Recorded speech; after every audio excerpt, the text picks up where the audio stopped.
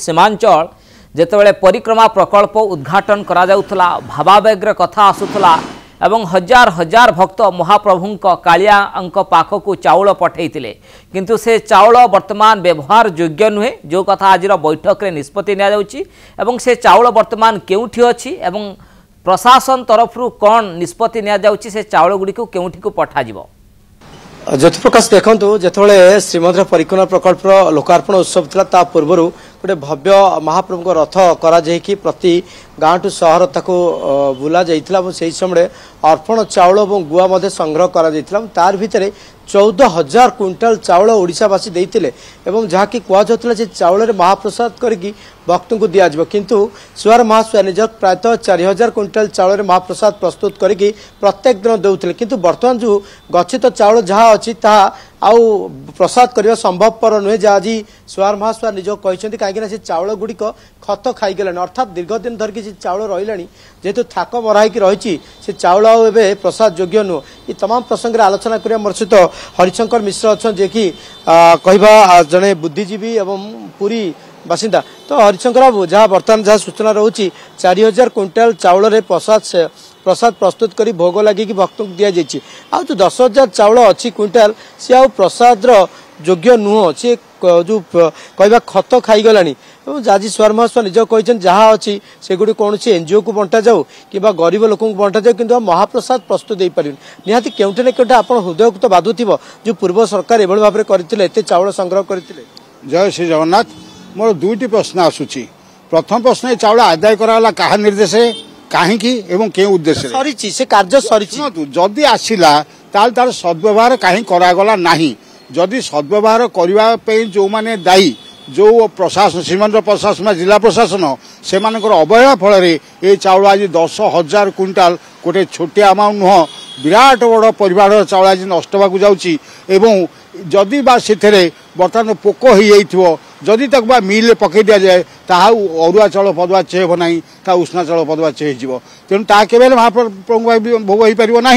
तेणु ये जो क्षति होती क्षति लोकंर भावावेगर जो माने चाउल देइथिले से चाउल को व्यवहार न करी जो माने लोकंर भावावेग प्रति आघात आनी एवं जो माने ये चाउल नष्ट होगा दायी दृढ़तर कार्यानुष्ठान ग्रहण से समय महाप्रसाद प्रस्तुत कर भक्त को दि जाता जो परिक्रमा प्रकल्प करा से समय तो हजार हजार भक्त आसुले परिक्रमा प्रकल्प को देखापी किंतु से समय करागला नहीं केवल खेचुड़ी घीअन्न खेचुड़ी कानिका करके अल्प अल्प दि जाता से समय महाप्रसाद प्रस्तुत कर दि जाता किंतु अलग रोषे करागला निश्चित भाव जदि महाप्रसाद लोक मैंने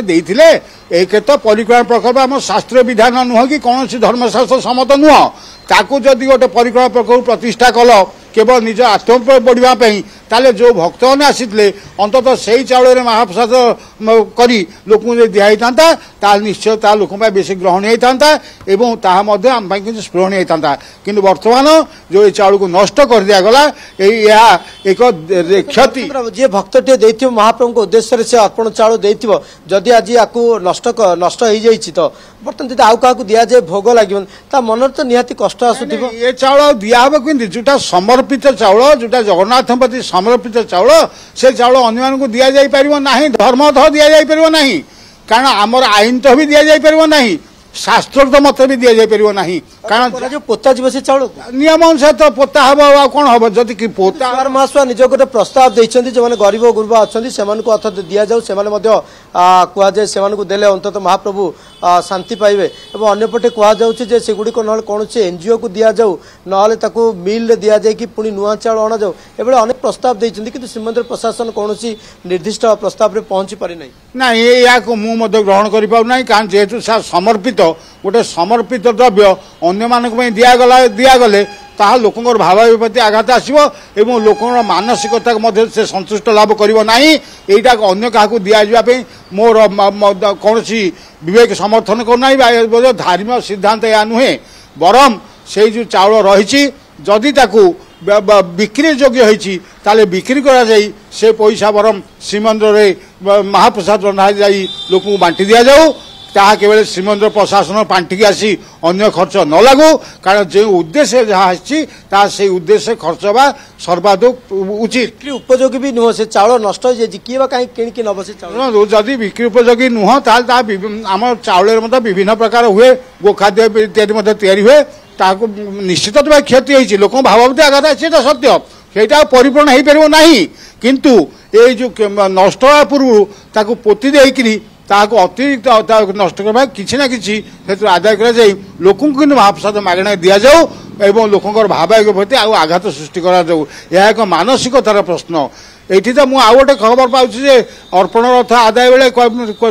କୋଟି କୋଟି ଟଙ୍କା ଯେଉଁମାନେ ଖର୍ଚ୍ଚ କରିଥିଲେ ତାଙ୍କର ପଇସା ବାକି ଅଛି, 300 କୋଟି ଟଙ୍କାର ଊର୍ଦ୍ଧ୍ୱ ଖର୍ଚ୍ଚ ହେଇଛି କେବଳ ଅର୍ପଣ ଚାଉଳ ଆଦାୟ, ଚାଉଳ ଗୁଆ ନଡ଼ିଆ ଟଙ୍କା ଆଦାୟ କରିବା ପାଇଁ ଏବଂ ଜଗନ୍ନାଥଙ୍କୁ ଟ୍ରଲିରେ ବସେଇକିରି ବୁଲାଇବା ପାଇଁ। ସେତେବେଳେ ତ ବ୍ଲକ ପ୍ରଶାସନ, ଜିଲ୍ଲା ପ୍ରଶାସନ, ସବ୍ ଡିଭିଜନ ପ୍ରଶାସନ ଏବଂ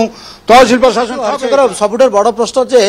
10,000 କୁଇଣ୍ଟାଲ ଚାଉଳ ଏବେ ନଷ୍ଟ ହେବାକୁ ଯାଉଛି ଏବଂ ତାକୁ ପ୍ରଶାସନ କିମ୍ବା ସୁଆର ମହାସୁଆ ନିଜ କରିବେ କ'ଣ, ତାକୁ ନେଇ ଗୋଟେ ବଡ଼ ଚିନ୍ତାରେ। ନାଇଁ, ନିଶ୍ଚିତ ଭାବରେ ଏଇଟା ଉଦ୍ବେଗର ଜିନିଷ। ଯଦି ସାର୍ବଜନୀନ ନୁହେଁ ତାହେଲେ ଓଡ଼ିଶାବାସୀଙ୍କୁ ଏଇଟା ଆଘାତ ହେବ, ଯେଉଁମାନେ ଚାଉଳ ଦେଇଛନ୍ତି ତାଙ୍କୁ ଆଘାତ ହେବ, ଯେଉଁମାନେ ଆଦାୟ କରୁଥିଲେ ତାଙ୍କୁ ସେଟା ଆଘାତ ହେବ। ଏଇଟା କେବେ ସ୍ପର୍ଶକାତର ପ୍ରସଙ୍ଗ, ଏଇଟା ଛୋଟିଆ କଥା ନୁହଁ। ଏଇଟାକୁ ଲୋକଙ୍କୁ ମାନେ ଡାକି ଆଣିକିରି ପେଟକୁ ଲାତ ମାରିବା ଯାହା, ଲୋକଙ୍କର ଭାବାବେଗକୁ ସାଙ୍ଗରେ ଏ ଖେଳିବା ସେୟା। ଏଥିପାଇଁ ଯେଉଁମାନେ ଚାଉଳ ଆଦାୟ କରିଥିଲେ ସେମାନେ ଯଦିଓ ଠିକ୍ ସେମାନେ ଦେଇଛନ୍ତି, ଯେଉଁ